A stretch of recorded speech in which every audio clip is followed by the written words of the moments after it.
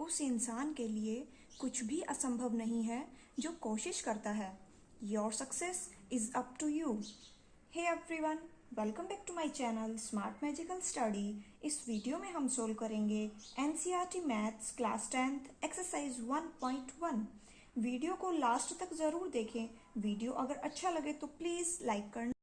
आइए स्मार्ट बच्चों, 1.1 को शुरू करने से पहले थोड़ा सा बेसिक हम एक बार देख लेते हैं। रियल नंबर क्या होता है, रियल नंबर क्या होता है देख लेते हैं। इंटीजर्स, इंटीजर्स कौन से होते हैं? इंटीजर जैसे हम एग्जांपल लेके चलेंगे, इंटीजर होते हैं हमारे पास, जैसे हम लेके चलेंगे -2, -1, 0, 1, 2 and up to so on. Negative terms और पॉजिटिव टर्म्स इंक्लूडिंग जीरो, सभी के सभी हमारे पास क्या होते हैं? इंटीजर्स होते हैं। सेकेंड नंबर पे अगर हम बात करें, सेकेंड नंबर पे आएगा हमारे पास नेचुरल नंबर। अब ये नेचुरल नंबर कौन से होते हैं? आइए जरा एग्जांपल लेके चलते हैं। नेचुरल नंबर में हमारे पास आएगा 1, 2, 3। हम 1, 2, 3 से ही काउंट करते हैं हमेशा किसी भी चीज को, तो वो हमारे पास क्या होता है? वो नेचुरल नंबर होता है। थर्ड हमारे पास आ जाता है whole number.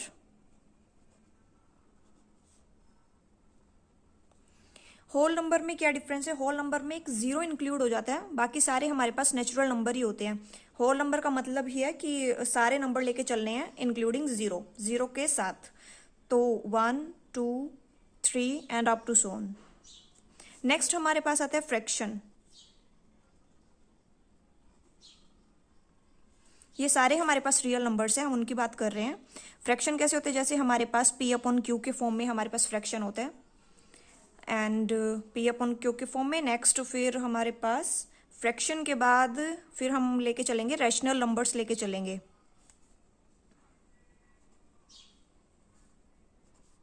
Rational number, rational number क्या होता है? ये भी हमारे पास P और Q की फॉर्म में होता है, P/Q। लेकिन यहाँ थोड़ा सा हमें जानना होता है कि ये P और Q क्या होता है। P और Q हमारे पास इंटीजर्स होते हैं। मैं लिख देती हूँ, P and Q are integers. और ये क्या होते हैं? ये कोप्राइम भी होते हैं। अभी कोप्राइम बताऊंगी मैं कि कोप्राइम क्या होते हैं। और इंटीजर होते हैं, कोप्राइम होते हैं, और साथ के साथ क्या होता है? जो Q होता है, मतलब जो डिनोमिनेटर होता है Q होता है, वो नॉट इक्वल टू जीरो होता है यहाँ पे। ठीक है। और ये रैशनल नंबर की एक पहचान और बता देती हूँ मैं। जैसे मैं एग्जांपल लेके चलती हूँ, 4/7। मैंने 4/7 एक एग्जाम्पल लिया है। रैशनल नंबर क्या होता है? ऊपर हमेशा छोटा डिजिट रहता है हमारे पास, और नीचे हमेशा बिगेस्ट डिजिट रहता है हमारे पास। तो इसको हम क्या बोलते हैं? रैशनल नंबर बोलते हैं। ठीक है। और इसके अभी रैशनल नंबर जो मैंने इधर कंडीशन बताई है उसके अकॉर्डिंग अगर हम देखें तो P और Q दोनों इंटीजर होने चाहिए। हमारे पास 4 एंड 7 दोनों इंटीजर है। सेकंड, ये कोप्राइम होने चाहिए। कोप्राइम की मैं आपको डेफिनेशन बता देती हूँ।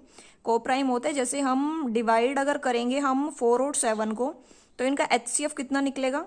इनका HCF हमारे पास निकलेगा 1, क्योंकि इन दोनों को हम सिर्फ जो HCF होता है वो इनका सिर्फ 1 ही निकलता है दोनों का। ठीक है।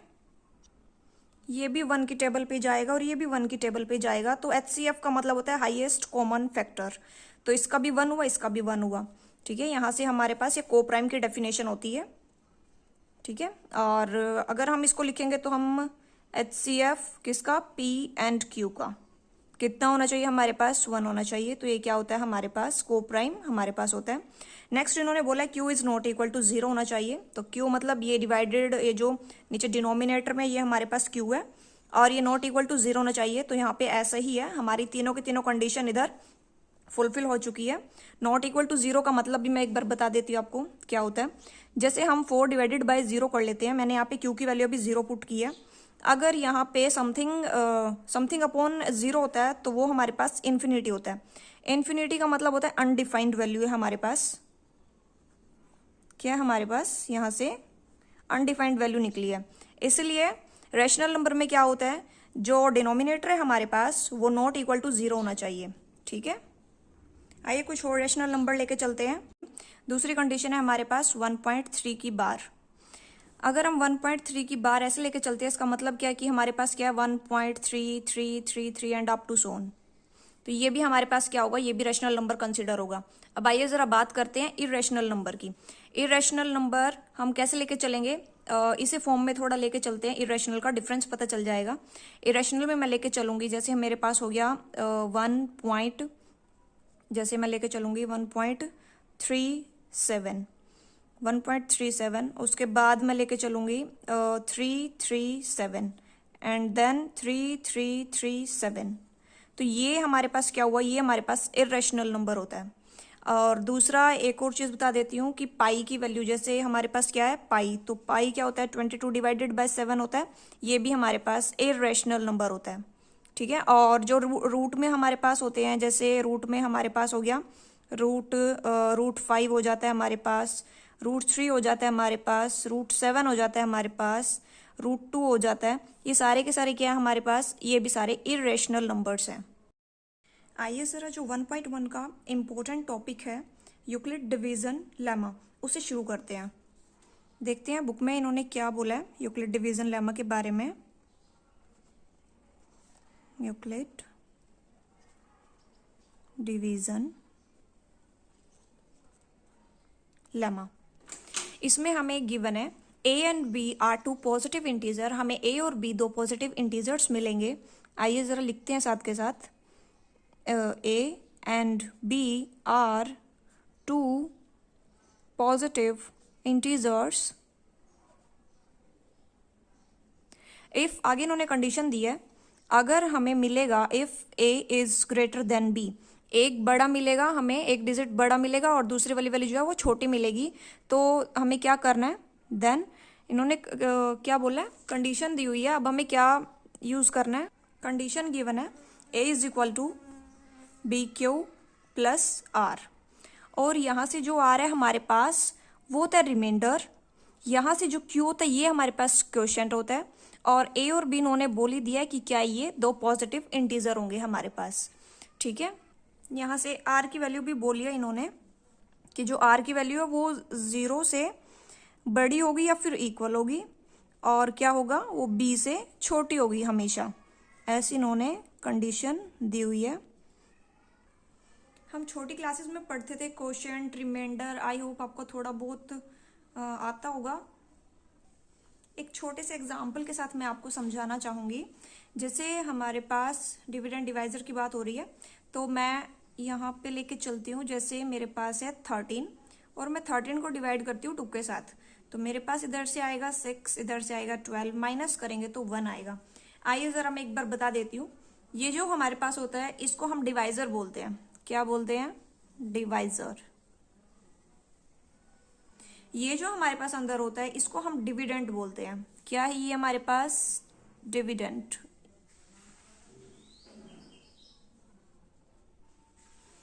एंड ये जो हमारे पास है इसको हम क्वोशिएंट बोलते हैं। ये क्या है हमारे पास, क्वोशिएंट। एंड लास्ट वन, ये जो सबसे नीचे हमारे पास गिवन होता है ये हमारे पास होता है रिमाइंडर। अब कोई कंफ्यूजन नहीं होगी आई होप। ये डिवाइजर होता है, ये डिविडेंड होता है, ये क्वोशिएंट होता है, एंड ये लास्ट वन रिमाइंडर होता है हमारे पास। अब जो हम क्वेश्चंस करेंगे सारे इन्हीं के अकॉर्डिंग होंगे, ठीक है।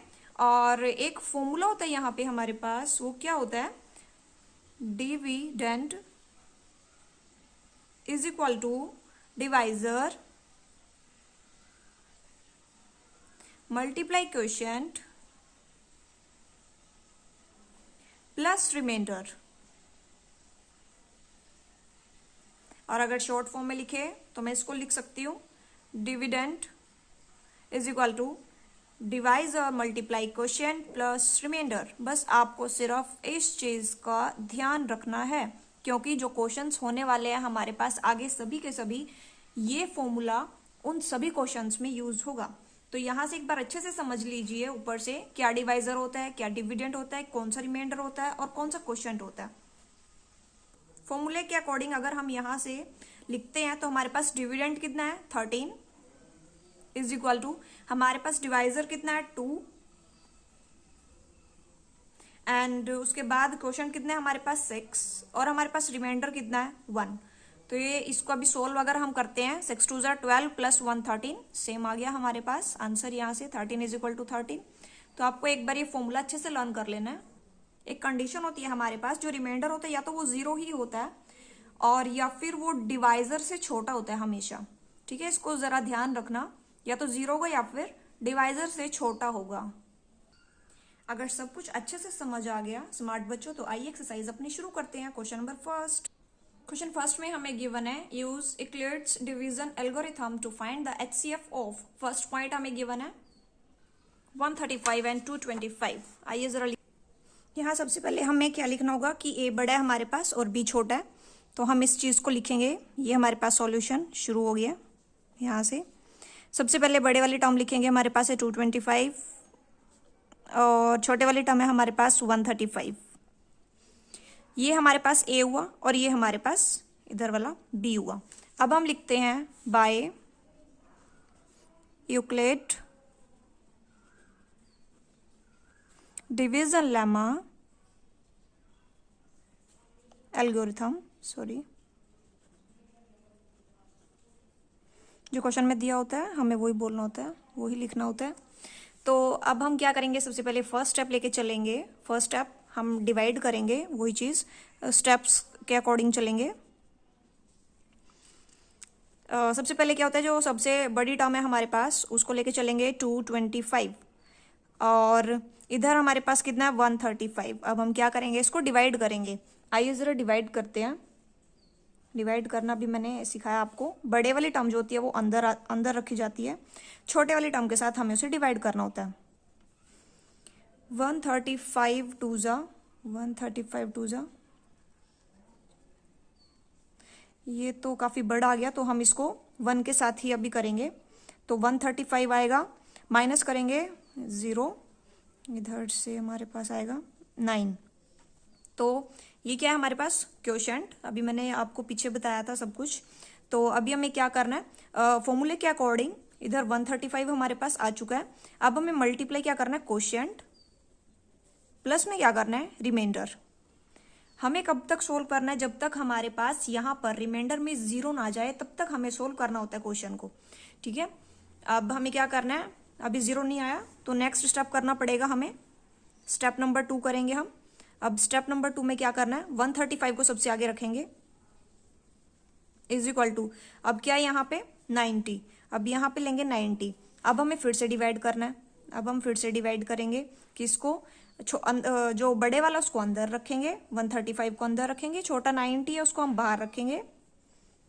9 2 18, तो बड़ा हो जाएगा, तो 1 पे जाएगा 90, माइनस करेंगे, माइनस करके हमारे पास इधर से आएगा 4, तो 45 आया। तो क्या करेंगे, अब हमने ये चीज लिख दी यहाँ पे, मल्टीप्लाई करने किसके साथ, इधर हम क्वोशंट के साथ मल्टीप्लाई करेंगे। हमारे पास 1 है प्लस जो रिमाइंडर है हमारे पास 45 है, उसको एज इट इज लिखेंगे। अभी भी हमारे पास 0 नहीं आया, इसका मतलब हमें थर्ड स्टेप फिर से सोल्व करना है। हम लिखेंगे यहाँ पे स्टेप 3। अब स्टेप 3 में हमें क्या करना है, अब 90 को लेके चलेंगे और 45 को, तो हमें लिखना है यहाँ पे 90 इज इक्वल टू, और यहाँ पे क्या हमारे पास 45, इधर हम लिखेंगे 45। अब इन दोनों को हमें डिवाइड करना है। डिवाइड कैसे करना है, बड़े वाली वैल्यू को अंदर रखेंगे और छोटे वाली वैल्यू से हम इसे डिवाइड करेंगे। तो हम 45 टू जा हमारे पास कितना होता है, 90 होता है। अब यहाँ पे हमारे पास 0 आ चुका है, तो मैं इसको लिखूंगी, इधर क्या है हमारे पास क्वोशंट, मल्टीप्लाई क्वोशंट होता है हमारे पास, प्लस रिमाइंडर होता है। रिमाइंडर हमारे पास आ गया 0। तो जब भी रिमाइंडर जहां पे भी 0 आता है उसका डिवाइजर ही हमेशा एचसीएफ होता है।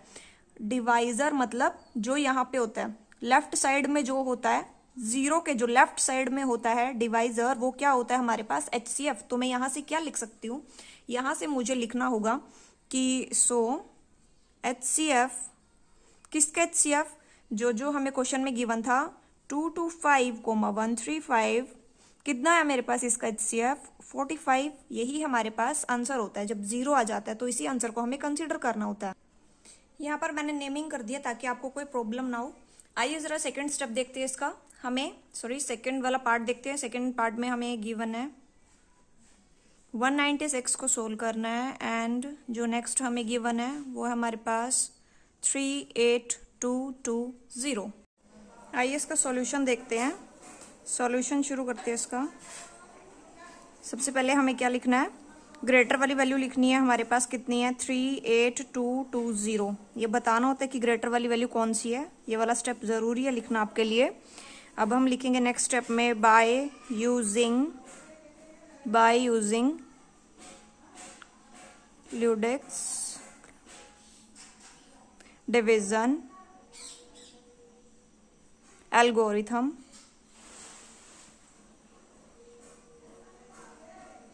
अब हमें क्या करना है, सबसे पहले स्टेप फर्स्ट करना है। स्टेप फर्स्ट में हमें क्या करना पड़ेगा, स्टेप फर्स्ट में हमें क्या करना है, जो ग्रेटर वाली वैल्यू है उसको सबसे पहले रखेंगे हम 38220 इज इक्वल टू, यहाँ पे जो सेकंड वाली वैल्यू है हमारे पास 196 उसको यहाँ पे रखेंगे। अब हम क्या करेंगे, इनको डिवाइड करेंगे। डिवाइड करना मैंने आपको सिखा दिया। ग्रेटर वाली वैल्यू हमारे पास अंदर रखी जाती है 38220, हमें 196 के साथ इसको डिवाइड करना है। तो अब ये इसको हम अगर 2 के साथ मल्टीप्लाई करेंगे तो देखते हैं कितना आएगा। ये काफ़ी बड़ा आ रहा है तो हमें एक पे ही इसको लेके आना है। तो एक पे 196 आएगा हमारे पास, माइनस करेंगे तो माइनस करके हमारे पास इधर से आएगा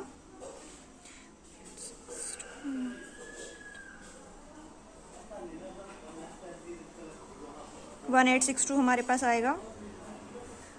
अब हमें क्या करना है, फिर से एक बार मल्टीप्लाई करके देखना है किस पे जाएगा ये 196 कितने पे जाएगा 196 1862।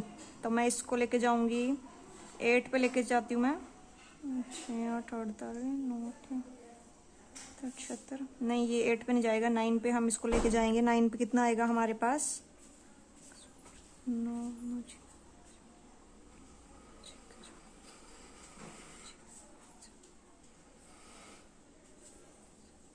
हमारे पास आएगा 1764 माइनस करेंगे, माइनस करके हमारे पास आएगा इधर से आएगा हमारे पास 8 9 और ऊपर से आएगी हमारे पास 0 और ये कितने पे जाएगा, ये हमारे पास जाएगा, अभी हमने कितने पे किया था 8 पे किया था। तो 196 को अगर हम कितने के साथ करेंगे इधर मैं डायरेक्ट कर सकती हूँ, मैं अगर 5 के साथ करूँगी क्योंकि मेरे को 5 6 30 होता है तो मेरे को 0 मिल रही है, तो इसलिए मैंने 5 से किया। तो मेरे पास आ रहा है, मेरे पास आ गया 980, माइनस करेंगे 0 आंसर आएगा। इसका रिमाइंडर हमारे पास 0 मिला। जब भी किसी का रिमाइंडर डायरेक्टली हमें एक ही स्टेप में 0 मिल जाता है तो इसका मतलब उसका जो डिवाइजर होता है 196 यहाँ पे डिवाइजर है, तो यही इसका HCF बन जाएगा। अभी ज़रा इसको लिखते हैं मल्टीप्लाई में। अभी हमें क्या करना है, मल्टीप्लाई में क्या लिखना है 195 लिखना है इधर से, ये किसने पे गया था यहाँ से 5 9 और 5, तो 195 प्लस हमारे पास रिमाइंडर कितना आया, यहाँ से 0 आया। तो जब भी रिमाइंडर यहाँ से 0 आया तो इसका क्या नाम है, जो डिवाइजर है हमारे पास यहाँ पे 196 है, डायरेक्ट लिख सकते हैं हम इसका। तो मैं यहाँ पे लिखूंगी HCF कितने का 38220, यहाँ से 196 का कितना आया हमारे पास आंसर 196 इसका आंसर आया। अब हमें क्या करना है, ये हमारा फर्स्ट स्टेप में कंप्लीट हो चुका है। अब हमें थर्ड पार्ट देखना है इसका। थर्ड पार्ट में हमें गिवन है, थर्ड पार्ट में 867, थर्ड पार्ट में गिवन है 867 एंड 255। सबसे पहले हमें क्या करना है, बड़े वाला और छोटे वाला उनको लिखना है कि कौन सा बड़ा है हमारे पास कौन सा छोटा है। तो हम लिखेंगे 867 बड़ा है हमारे पास, 255 हमारे पास छोटा है। हम लिखेंगे यूजिंग क्लूडी डिवीजन एल्गोरिथम। अब हम क्या करेंगे, सबसे पहले स्टेप फर्स्ट करना है। स्टेप फर्स्ट में क्या करेंगे, सबसे पहले जो ग्रेटर वैल्यू हमारे पास 867 इज इक्वल टू जो स्मॉलेस्ट वैल्यू हमारे पास 255, इसको इसके साथ डिवाइड करेंगे। डिवाइड, ग्रेटर वाली वैल्यू अंदर आएगी 867 और 255 के साथ मैं इसको डिवाइड करूंगी। 255 को डिवाइड करूंगी, 255 को मैं 3 से अगर मैं डिवाइड करती हूँ 10 मेरे पास 3 पे वैल्यू निकलती है 765। मैं माइनस करूंगी, माइनस करके मेरे पास इधर से मेरे को मिलेगा मेरे को 102 मेरे को मिला। अभी हमें क्या करना है, मल्टीप्लाई में सबसे पहले क्या लिखना है, मल्टीप्लाई में हमें लिखना है इधर से जो ये हमारा है, क्या ये हमारे पास क्वोशंट। तो मैं लिखूंगी 3 प्लस यहाँ से मेरे पास रिमाइंडर कितना आया 102, मैं लिखूंगी 102। अभी 0 नहीं आया, इसका मतलब अभी हमें स्टेप बाय स्टेप करना पड़ेगा आगे। मैं लिखती हूँ स्टेप सेकेंड में मेरे पास अभी क्या करना है, अभी 255 और 102 को हमें यूज़ करना है। तो बड़े वाला क्या हमारे पास 255 और इज इक्वल टू इधर से आएगा 102 मल्टीप्लाई 255 को अंदर की साइड रखेंगे और हमें मल्टीप्लाई किससे करवाना है 102 के साथ। अब हमें इसको क्या करवाना है, डिवाइड करवाना है। 102 को मैं कितने के साथ डिवाइड करूँ, 2 2 ज़ा 4, 2 2 1 ज़ा 2, मेरे पास आया 2 पे 2 2 4, तो 2 2 4। अब मैं इसको माइनस करूँगी,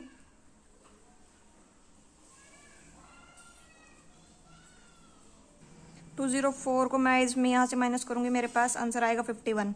तो मेरे को यहाँ से मल्टीप्लाई में क्या लिखना है, यहाँ से मल्टीप्लाई में मेरे को यहाँ से क्वोशिएंट लिखना पड़ेगा 2 प्लस रिमाइंडर मेरे पास कितना बचा है 51। अभी भी 0 नहीं आया, इसका मतलब हमें क्या करना है, थर्ड स्टेप और करना पड़ेगा। तो यहाँ लिख देते हैं स्टेप 3। स्टेप 3 में अब हमें क्या करना है, 102 और 51 का यूज़ करना है। 102 ग्रेटर वैल्यू इसलिए इधर लिखी जाएगी, 51 इधर लिखा जाएगा। अब ये फिर से डिवाइड होंगे, 102 को अंदर रखना है, 51 से डिवाइड करना है, 51 से डिवाइड करेंगे, 5 2 10 और ये 2 पे चला जाएगा हमारे पास 102 और ये 0 हमारे पास यहाँ रिमाइंडर 0 आ चुका है। इसका मतलब हमारे पास HCF कितना बनेगा, जो इसका डिवाइजर होता है, जो इसकी लेफ्ट हैंड साइड की वैल्यू होती है वही हमारे पास HCF होता है। तो मैं यहाँ मल्टीप्लाई में सबसे पहले लिख देती हूँ, क्या आया इधर से 2 आया, क्वोशिएंट कितना है 2 प्लस इधर से रिमाइंडर आया मेरे पास 0। अब मैं यहाँ से रिमाइंडर 0 है तो मेरा HCF कितना बना है, यहाँ से लास्ट में 0 इसी का आया, तो 51 मेरे पास क्या बना है, HCF बना है। सो HCF कितने का लेना है, 867 और 255 का मेरे पास HCF आया 51। ये आपका आंसर है। क्वेश्चन नंबर फर्स्ट के तीनों पार्ट्स हमारे कंप्लीट हो चुके हैं। आइए क्वेश्चन नंबर सेकंड को एक बार शुरू करते हैं। क्वेश्चन नंबर सेकंड में हमें गिवन है, show that any positive odd integer is of the form 6q + 1, 6q + 3, 6q + 5 where q is some integer. आइए क्वेश्चन नंबर सेकंड सोल्व करते हैं। जब भी हमारे पास ऐसी फॉर्म होती है 6q + 1, 6q + 3, 6q + 5, इसमें हमें क्या करना होता है, हमेशा यूक्लिड डिवीजन एल्गोरिथम का ही यूज करना होता है। तो आइए क्वेश्चन नंबर सेकंड शुरू करते हैं। इन्होंने हम डायरेक्ट सोल्व करते हैं इसको बाय यूक्लिड डिवीजन एल्गोरिथम। सबसे पहले क्या करना है, लेट ए हमें क्या लेना है, एक पॉजिटिव इंटीजर लेके चलना है और पॉजिटिव ऑड इंटीजर लेके चलना है। Let a be a positive odd integer. Next अभी हमें क्या करना है, बी की वैल्यू हमारे पास इन्होंने हमारे पास क्वेश्चन में क्या गिवन था, 6q + 1। नेक्स्ट था हमारे पास 6q + 3। नेक्स्ट है हमारे पास 6q + 5। तो ये भी हमारे पास 1, ये भी ओड है, 3 भी ओड है और 5 भी ओड है। तो हमें क्या लेना है, पॉजिटिव ऑड इंटीजर लेके चलने हैं हमें। तो यहाँ b की वैल्यू हमारे पास कितनी है, तो b की वैल्यू हम 6 लेके चलेंगे। b की वैल्यू 6 क्यों ली है, क्योंकि जो भी q के मल्टीपल में होता है, तो q के मल्टीपल में देखो यहाँ पे भी 6 है, यहाँ पे भी 6 और यहाँ पर भी, तो जो भी q के मल्टीपल में होता है वही हमेशा b की वैल्यू होती है। तो यहाँ से हमारे पास b की वैल्यू कितनी बनी, 6 बनी। तो इसके अकॉर्डिंग जो r हमारे पास होगा उसकी वैल्यू 6 से कम बनेगी, मतलब 5 बनेगी, 0 से लेके 5 तक। तो मैं यहाँ लिख देती हूँ, so r is equal to 0, 1, 2, 3, 4 and 5। b की वैल्यू के अकॉर्डिंग हमारे पास r की वैल्यू निकलती है। कंडीशन हमारे पास क्या है, a is equal to BQ + R। इस फॉर्मूले का हमें यूज करना है और इसमें हमें बोला हुआ था कि वेयर जो हमारे पास r की वैल्यू वेरीज कर रही थी वो कहाँ से कहाँ तक थी, 0 से लेके, और वो हमारे पास b ऐसे थी कि वो 0 से या तो 0 के इक्वल हो सकती है या फिर 0 से बड़ी हो सकती है, लेकिन वो b से कम ही रहेगी। तो b से कम ही रहेगी, 6 थी हमारे पास r की वैल्यू, 0 to 5 है। अब हमें क्या करना है, केस फर्स्ट लेके चलेंगे। सबसे पहले r की वैल्यूज हम पुट करेंगे। अपने इस वाले फॉर्मूले में आर की वैल्यूज पुट करेंगे। केस फर्स्ट लेके चलते हैं। सबसे पहले केस फर्स्ट में क्या है हमारे पास, when are is equal to 0। अगर हम आर को 0 रखेंगे यहाँ से तो हमारे पास क्या आएगा, ए एज इट इज रहेगा, ए इज इक्वल टू बी की वैल्यू कितनी है हमारे पास 6 एंड क्यू हमारे पास एज इट इज रहेगा। आर की वैल्यू हमारे पास 0 है, यहाँ से हमें क्या मिलेगा, ए इज इक्वल टू 6 क्यू। अगर हम 6 का कोई भी टेबल, 6 1 6 12, अगर हम 6 के मल्टीपल में कुछ भी रखते हैं 1 2 3 4 तो हमारे पास सारी इवन वैल्यूज आती है। तो जिसकी वजह से हम ये क्या हुआ, हमारे पास इवन हमें इधर से मिला है। अब हमें क्या करना है, 0 हमने पुट कर दिया। अब हम क्या करेंगे, केस सेकंड लेके चलेंगे। केस सेकंड में हमें क्या करना है, when are is equal to 1। अब आर को हमें इसमें 1 पुट कराना है। तो a is equal to as it is रहेगा, a is equal to b की जगह 6 पुट होएगा और q एज इट इज रहेगा प्लस इधर से 1। तो यहाँ से हमारे पास देखो ये ओड 6q का कोई भी मल्टीपल ले लो आप, 12 ले सकते हो यहाँ से 6q प्लस 1। तो प्लस 1 करेंगे तो ये 13 आ जाएगा, इसका मतलब ओड आया यहाँ से। तो हम इसको लिख सकते हैं ये ओड है हमारे पास। नेक्स्ट ऐसे हम करेंगे केस थर्ड। केस थर्ड में हम क्या करेंगे, when r is equal to 2। जब r हमारे पास 2 होगा, इधर पुट करो, इधर क्या आएगा, a is equal to 6q plus 2। अभी यहाँ पे 6 के किसी भी मल्टीपल में अगर हम 2 पुट करेंगे तो इवन ही मिलेगा हमें। जैसे 18 में 2 प्लस करेंगे तो 20, तो ये इवन ही हुआ हमारे पास। नेक्स्ट अब हम पुट करेंगे केस 4 में। क्या पुट करना है हमें, when r is equal to 3। अब हमें 3 पुट करना है अपने इसी वाले फॉर्मूले में, हमें सारी वैल्यूज इसी फॉर्मूले में पुट करनी है, ठीक है। तो यहाँ पे मेरे को लिखना है a is equal to 6q plus 3। 6 के मल्टीपल में अगर हम 3 को पुट करेंगे तो हमारे पास ओड वैल्यू आएगी। 12 में 3 प्लस करेंगे तो हमारे पास कितना मिलेगा, 15 मिलेगा। इसलिए ये हमारे पास वैल्यू क्या हुई, हमारे पास ओड वैल्यू मिली हमें। केस 5th लेके चलते हैं।